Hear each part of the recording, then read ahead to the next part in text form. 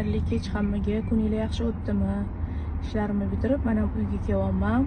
Tak, ertalabki ozdiruvchi, ishtaha bo'g'uvchi kofe masalasiga qaytamiz. Rosa ko'pchilik menga zo'r ta'sir qilgan. Nazuka tepa iching. Bu zo'r ta'sir qiladi deydi. Bu men ichayotganim original. Qayerdan oldingiz deb so'rashibdi. Men kelinimdan oldim, ya'ni jiyanimning ayolidan.